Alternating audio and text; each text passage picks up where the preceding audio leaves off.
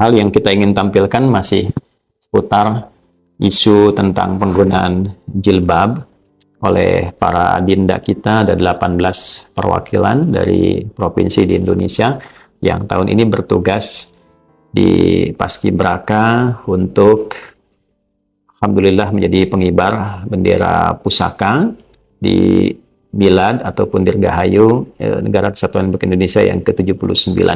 Sebelumnya kita doakan semoga seluruh adik-adik kita ini sehat semuanya, bertugas dengan baik dan dengan semangat, dan semoga dengan itu Allah Subhanahu wa taala memberikan inspirasi kebaikan untuk kita semuanya.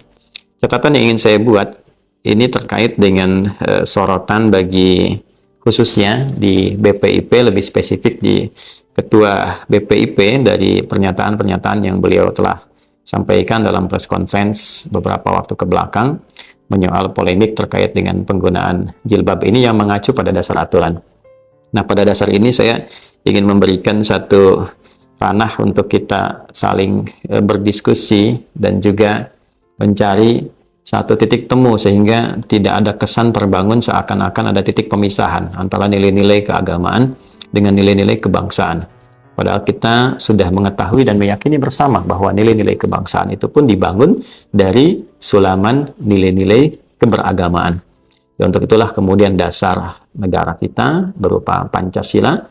Dari 5 sila yang utama itu, pada bagian pertamanya adalah sila ketuhanan yang Maha Esa, yang dengan sila ini kita menetapkan bahwa kehidupan berbangsa, bernegara di Negara Kesatuan Republik Indonesia ini didasarkan pada nilai-nilai keagamaan. Dan dalam konteks menanamkan dan mengimplementasikan nilai ketuhanan yang Maha Esa itu, undang-undang memberikan jaminan bahwa setiap warga negara dijamin oleh undang-undang untuk memeluk agamanya masing-masing dan beribadah menurut agama dan kepercayaannya itu. Demikian di pasal 29 ayat 2 itu, negara menjamin kemerdekaan tiap-tiap penduduk untuk memeluk agamanya masing-masing dan beribadah menurut agama dan kepercayaannya itu. Nah, ini poin yang sangat penting. Jadi di undang-undang memberikan jaminan, kemudian dalam konteks beribadah juga dijamin oleh negara, dan turunan dari konteks ibadah itu. Nah, ini yang ingin saya tekankan dulu ya kepada seluruh masyarakat yang boleh jadi masih awam. Ya, awam dalam konteks ini membedakan antara budaya dengan tuntunan agama.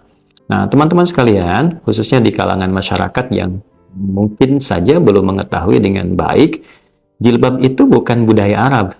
Ini mohon digarisbawahi, jilbab bukan budaya Arab. Karena perempuan-perempuan di Arab sebelum datangnya ajaran-ajaran Islam yang dibawa oleh Nabi Muhammad SAW yang spesifik bagi perempuan khususnya pada penggunaan pakaian itu, ya itu sebelum datangnya Nabi Muhammad belum ada kebudayaan-kebudayaan di Arab itu yang menggunakan jilbab atau hijab. Ya, justru di sini teman-teman bisa saksikan misalnya saat Presiden kita Pak Joko Widodo, Pak Jokowi saat memenuhi undangan dari Raja UAE itu, ya beliau datang ke Uni Emirat Arab, kemudian memenuhi satu undangan dan di istananya kan disambut. Di antara penyambut itu kan ada perempuan-perempuan Arab. Nah, itu bagian budayanya. Ya, penyambutan dengan budaya, ada yang menggunakan pedang, yang perempuannya kemudian melakukan satu gerakan tertentu yang Anda lihat tidak menggunakan jilbab, tapi memamerkan bagian dari rambutnya. Yang itu memang budaya di Arab dulu seperti itu, tidak menggunakan jilbab.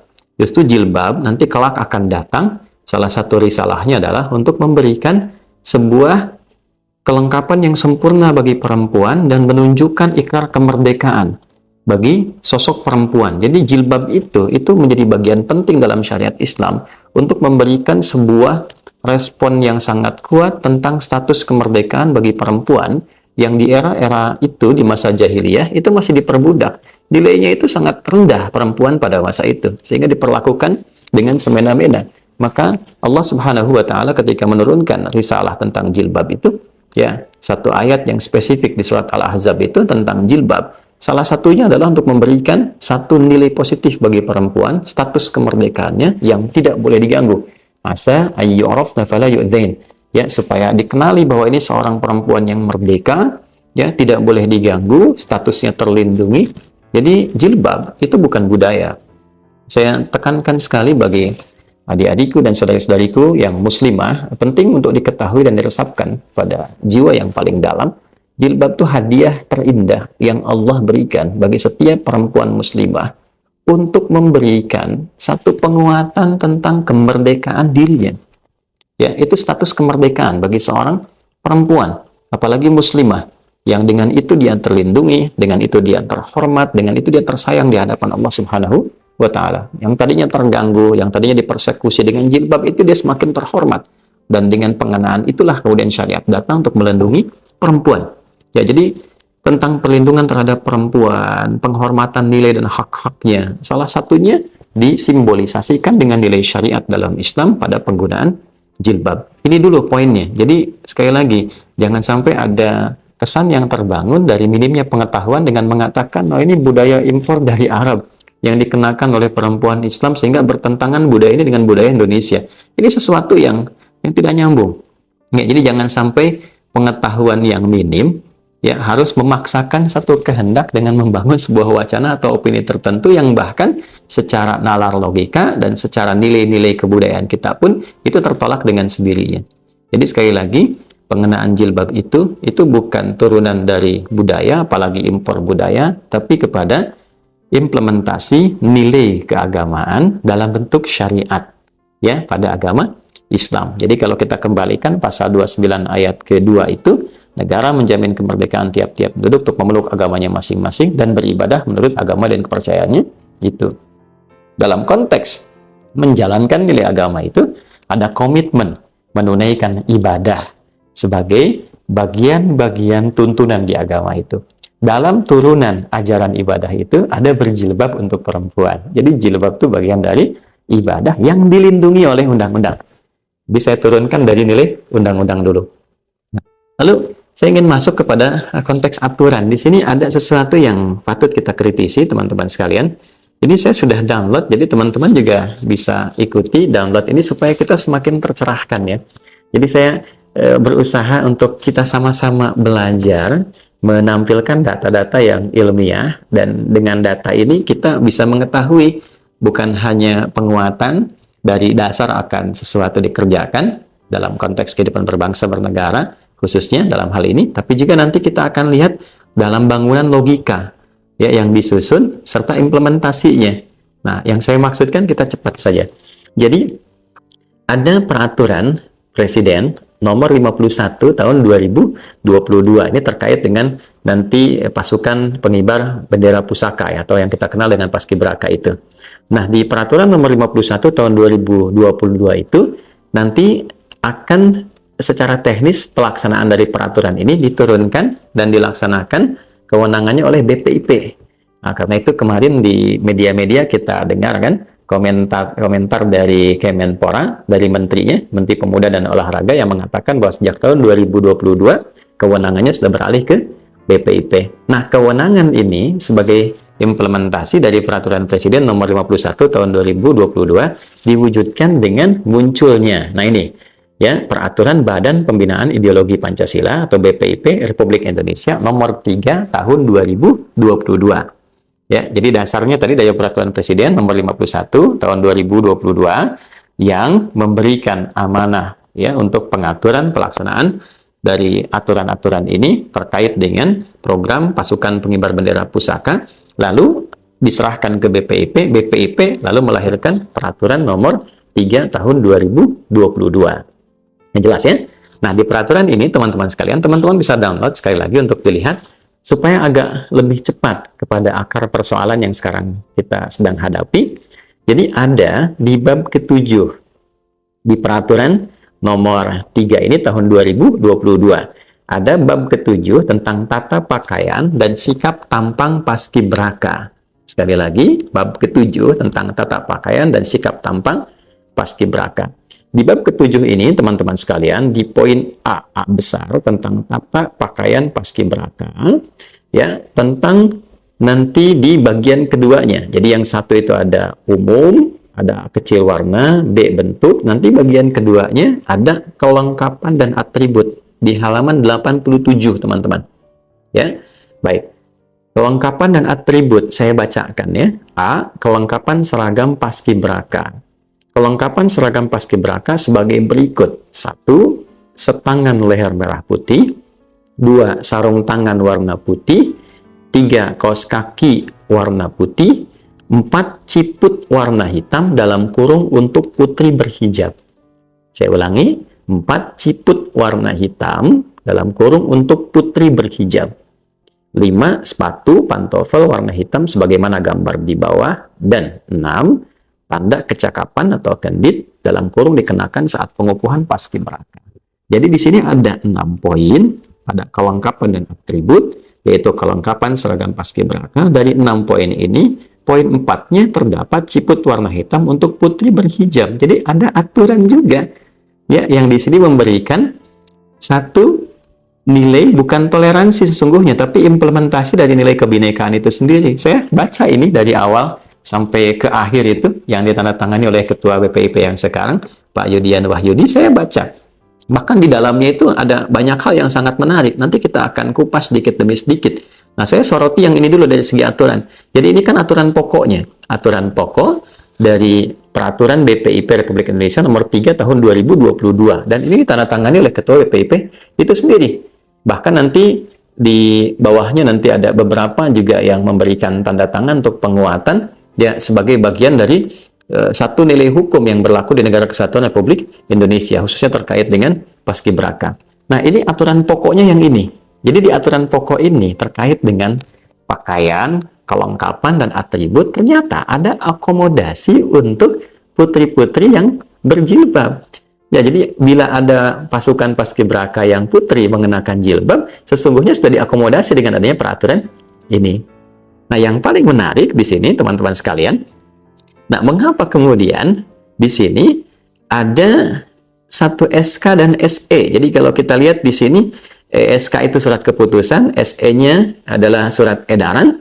Ya, di SE-nya nomor 128, ya, 128 garis miring P besar E besar titik 00 titik 04 garis miring 01 garis miring 2024, ya, garis miring WK titik BPIP.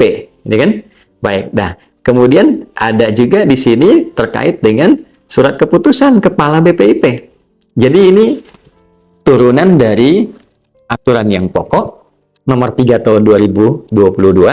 Kemudian menurunkan secara teknis pada surat keputusan Kepala BPIP nomor 35 tahun 2024 tentang standar pakaian, atribut, dan sikap tampang pasukan pengibar bendera pusaka.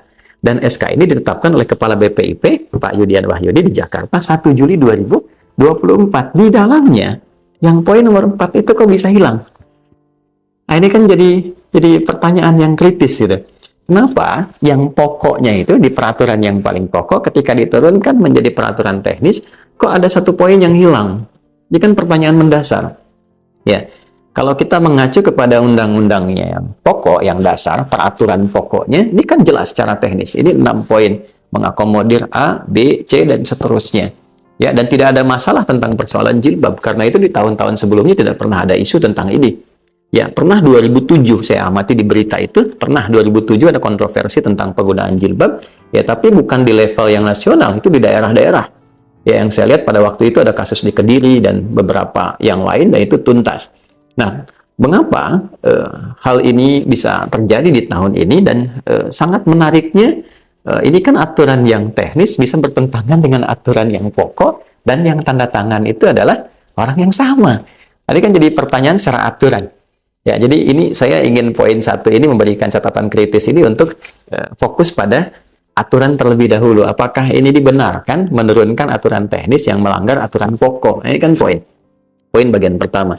Kemudian yang kedua, ini yang tadi sempat saya singgung pula. Kalau kita melihat dari mulai pertama, ya, dari pertama ini saat peraturan nomor 3 tahun 2022 itu ditampilkan kepada kita, itu dibuka dengan rahmat Tuhan yang Maha Esa.